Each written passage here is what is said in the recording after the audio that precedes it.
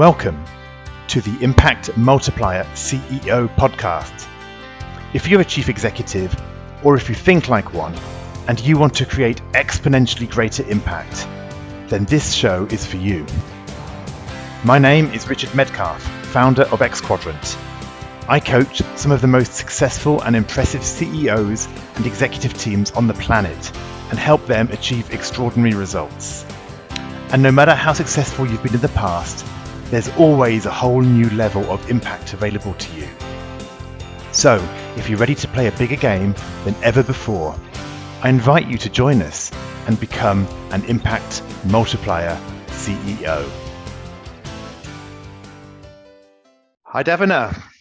Hello, Richard. How are you? It's Christmas. Look, I've got my Christmas mug. It says Joyeux Noël. If you're watching the video, if you see that, Joyeux Noël. It's my French Christmas mug. And so, I'm very bland. There you go. I was not bland. Prepared for the topic. I'm sorry. I know you're in Australia, and Australia Christmas is, strange. It's in the middle of summer and everything. But you should be wearing your Christmas jumper with flashing lights. You're not. Hat. Well, I've got my Christmas mug. That's good enough. We celebrate Australia hardcore here. I have to tell you, we celebrate Australia. We celebrate Christmas. Yeah. We absolutely go to town on Christmas here. So don't be deluded by the plain mug. And I have been in Australia for Christmas. So I have experienced it a couple of times, in fact. So here we are, and I just thought it'd be good for the Christmas episode, effectively, of the podcast to, in a sense, extend as a bit of a bonus, extend the series we've done recently on interesting questions, right? To multiply your impact, and we could think about this period, which is often where people are thinking about the new year, and as we were talking before, there's a million articles out there. Everyone's going to send you their template to download for your New Year plans, right? For your end of year reviews. There's a million of those out there, and they're all quite helpful in their own ways. But I thought it'd be good to perhaps just focus in on some particularly interesting questions that we can ask ourselves as we look back on the previous year and look ahead to the new year. So I thought that's how we could spend just a few minutes today. Fantastic. Very good. So what's your first question? Well, so I've got three, and I always like to think about the past, the present, and the future. I think in general, it's a fantastic template for anything, like you're doing a business review, past, present, future. You're talking about your team, past, present, future. It's always a good way to, doing a one-on-one, past, present, future. It always works. And so the first one is an interesting question, and it came up. I was talking with my own coach about the year, and he said, "Well, how did it go this year?" I said, "Well, actually, it was great. My business did really well. It grew by a very large percentage." And he said, "So how did you do that?" I think it's a great question. How did you do that? Yeah. So this question is all about thinking, well, what happened last year? And then how did I do it? So what did you do? What did you do differently? I think that's part of the question, isn't it? If you grew and things changed, what did you do differently? Yeah, exactly. What did you do? And I suppose I want to pause because it's easy to kind of really get into all the kind of the steps and action plans, but sometimes it could be something else, right? It could be something like,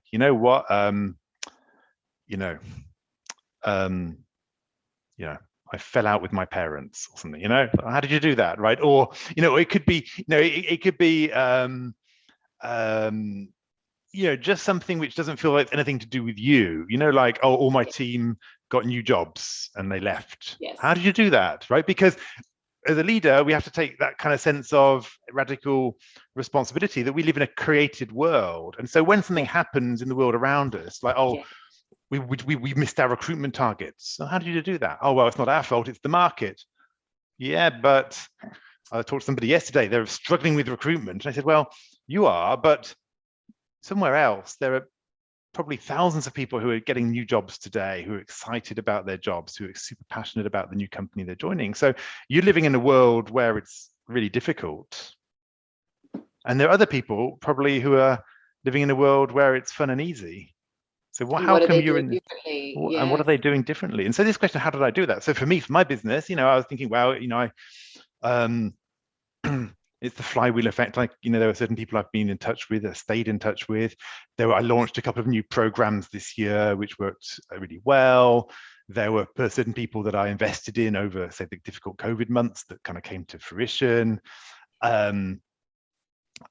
A number of things, right, that kind of came out. But it's really interesting when somebody asks you, how did you do that? So let me ask you, Dav, what was last year for you, and how did you do it? Yeah. Okay. Well, I think this year's been a consolidation of this 100% transfer and transition towards online. And I was moving in that direction, and COVID's accelerated it. So as much as, of course, I bore so much about COVID, from my business perspective, that's been a great opportunity to really optimize our systems and the way we're working and so on. And I think my assistant or my assistants and I've got a much better system now for working together. So we're much more efficient, much more effective at all the logistics and the back end of things. And I think just to your point for your business, I think there's a sense of maturity in my business that's emerging now. And I've had perhaps the ability to win a couple of very big pieces of work where I'm working, CEO, senior leadership team and down. So that just means it's a big program. Well, let me slow you down on that. Let me slow you down. How did you do that? How did you establish those relationships with the CEOs, or how did that happen? What's different? I mean, you say maturity, but there's something that's happened that has created that. How did you create that? I think there's a few things. It's the flywheel in the sense that you do good work and people refer you on and so on. And we've got a bit of a niche. And in terms of how we were found for this role, I mean, for this particular piece of work, I had my first interaction with them 18 months ago. So it was a good 12-month lead time. In fact, they disappeared really off the radar. I thought, oh, well, I don't know what's going to happen with that work.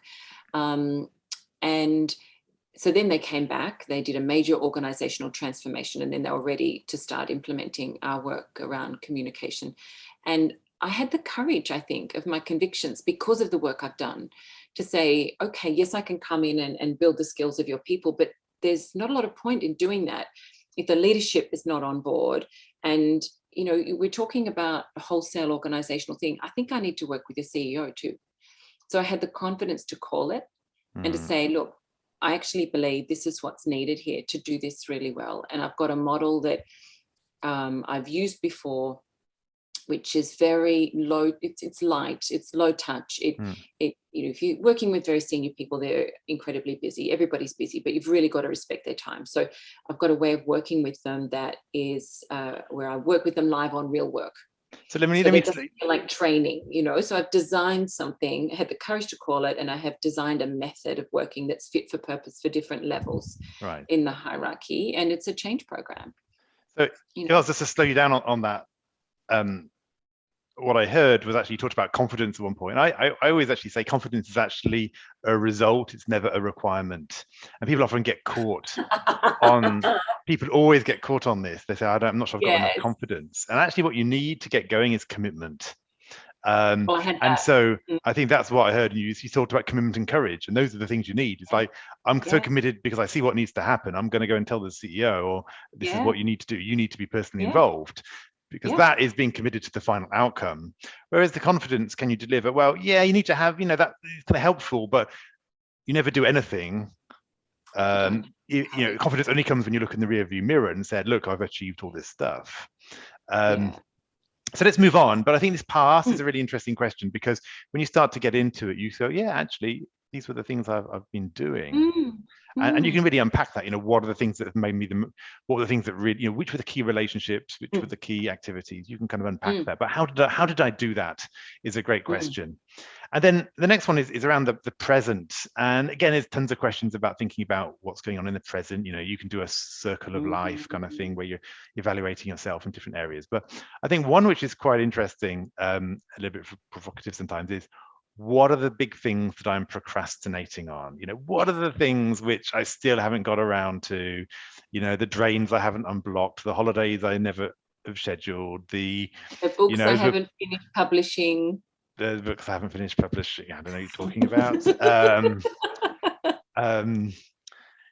Yeah, that's a sneak preview, guys. Yes, there'll be a book coming next Yes, year. absolutely. And I'm being because you haven't procrastinated, you've done your draft. I did. I did. Yeah. I set aside every day. So what are you procrastinating on? Because again, what procrastination does is it often points to either it points to desire, that it's something that we're a bit frightened about, right? And we're not moving forward on, in which case we really need to figure out what we're going to do. The second thing is it often points to ambiguity.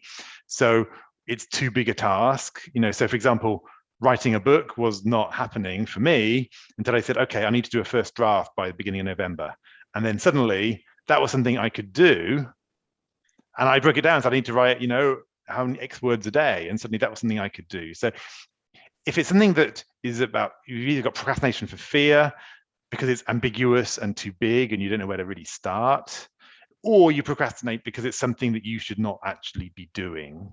You should be delegating it or actually just taking it off your list. And I think if you want to do it. Yeah. And if you look at those three things and you say, okay, am I procrastinating on this because it's a fear element, because it's an ambiguous and a big thing to bite off element? Or is it because I don't know how to do it? Or is it because I really don't want to be doing it, or I shouldn't be doing it at this point in my life? And write down the things you're procrastinating on and put them in the right category. Yeah. So I'm going to ask you, Dav, what are you procrastinating on? Hello, it's Richard here with a quick interlude. These conversations are all about upgrading how you think about creating impact. So here's a resource to help you do just that whilst staying fast and focused. The CEO's checklist for challenging times is a quick way to enhance your thinking and detect blind spots, even when things are moving incredibly fast and you're not sure what's going to happen next. You can get this powerful checklist of 17 world-class strategies by heading to xquadrant.com/go/challenging times checklist, with a hyphen between each of those three last words. Now, back to the conversation. Well, I had been procrastinating on something before you gave me a big nudge, and I got myself a social media person and a marketing person. So that was one thing that I'd been sitting on for ages, which I've now unblocked. I'm procrastinating on delivering a brief to someone to do some analytics for me on my program effectiveness, because I've got to really sit down and think, to write the brief properly so I get the outcome that I want.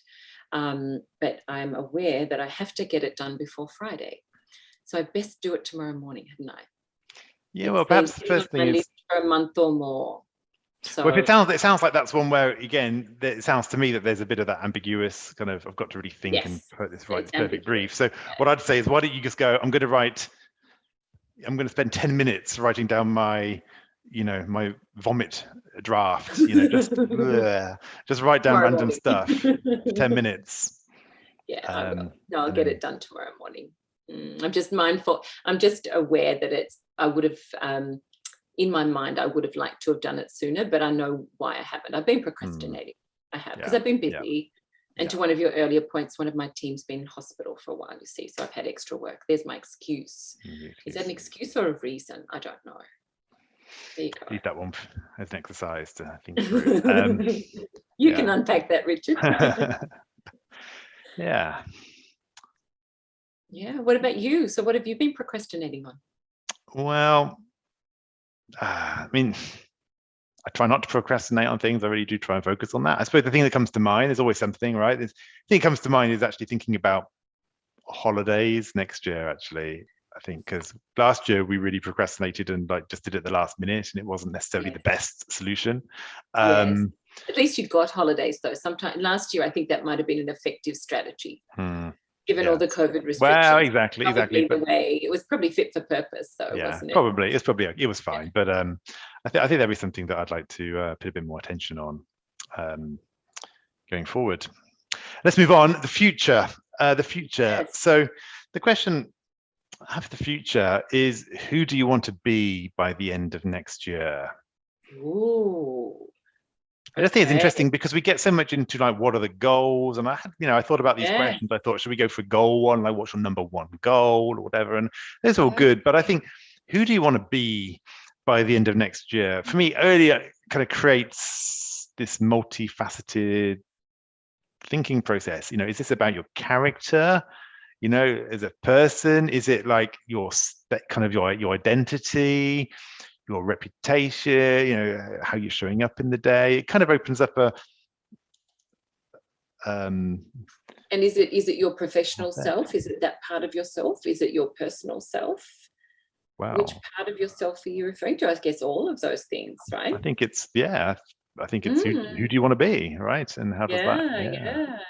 Well, that's a very appropriate one for the great reflection that seems to be going on Mm, right now, and people just thinking, well, what do I want? Life's been a bit different.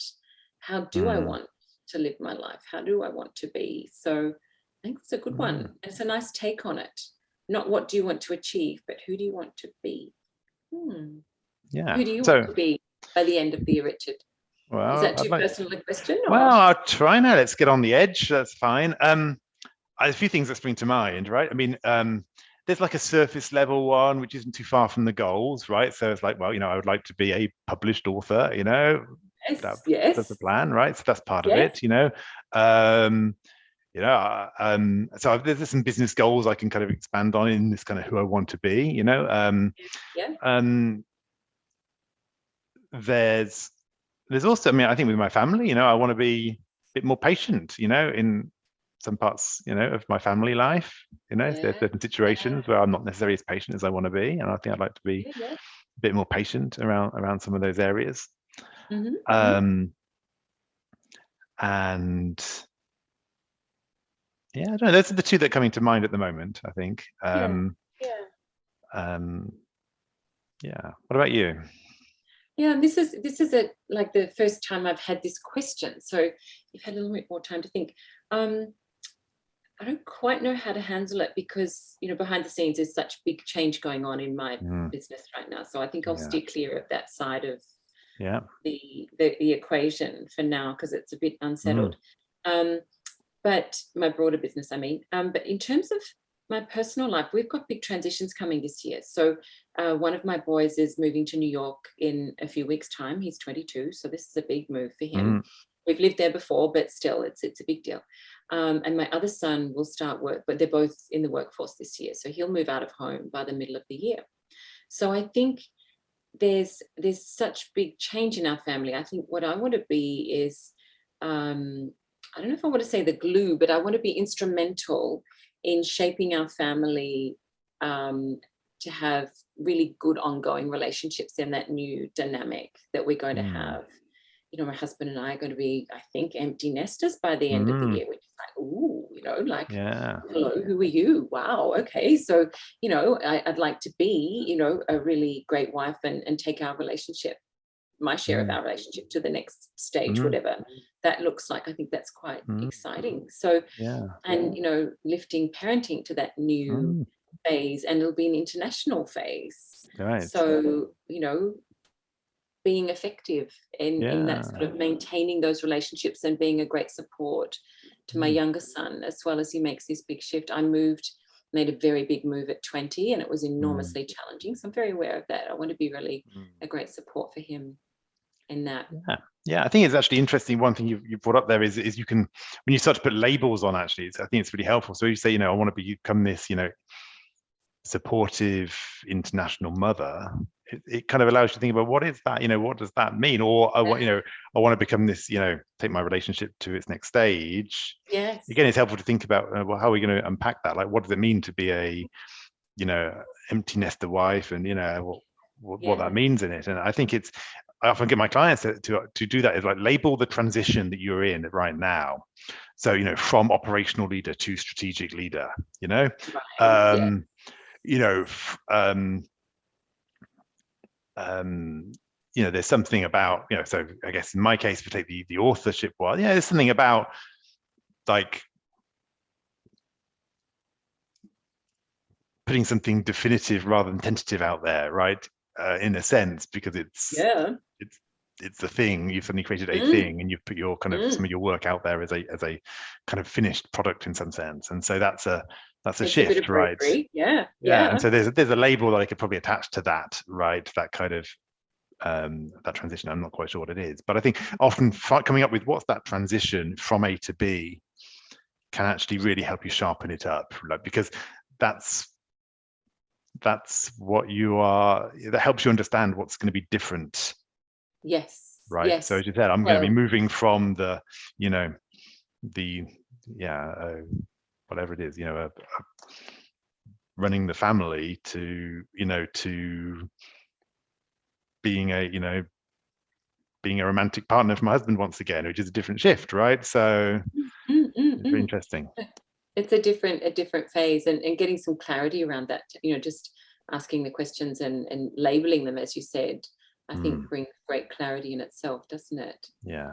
So no, they're really great questions, as usual, Richard, as usual. Well, so I mean, there's plenty more. If people ever want a list, they feel free to reach out and get in touch with me over social media or email or whatever, and I'm happy to send a long list of questions that I would use in my own planning and thinking. But it's one of these things where I don't know whether people can, if on the video can see it. This is my little snail that I have on my desk. Oh my goodness. Why do you have a snail on your desk? I have a little snail. It's not a real snail, everybody. I know I live in France, but I'm not that bad. This is just a pewter snail. And it's to remind me to slow down, to speed up. And it just sits there and it reminds me, okay, what's the one thing I need to do right now? And so slowing down in this period of Christmas, it's a great time to reflect, to slow down, and to ask these questions, and to take thinking time that we so rarely get in many cases. Yes. So absolutely. No, I agree with you. It's a really good time for that. And in Australia, this crazy upside down Christmas, we get such a long break. It's our summer break. Yes. So we get a really good opportunity to do that. Actually, it feels a bit intense leading into it, because the world ends at Christmas. Yeah. But then we get the holiday season, which in Europe you have in July, August. We have all of it at once. So it's a good season for us to really reflect properly, I think. So at that point, I think all is left is to thank you, Dav, for your partnership over the year, and to thank all our listeners for tuning in, and looking forward to the next year. So take these questions, take whatever other questions you have, and here's to another year of multiplying your impact. Absolutely. No, wonderful to be part of it all, Richard. I've thoroughly enjoyed it. So I wish everyone a very Merry Christmas and a really terrific New Year as we start again in 2022. I hope you enjoyed this conversation. Now let's talk about you. When you're in top leadership, when you're in the biggest role of your career, who supports you at a deep level as you lead others? Who helps you multiply your impact and get to the next level? If you're ready to learn more about our content, our coaching, and our community, then visit us at xquadrant.com.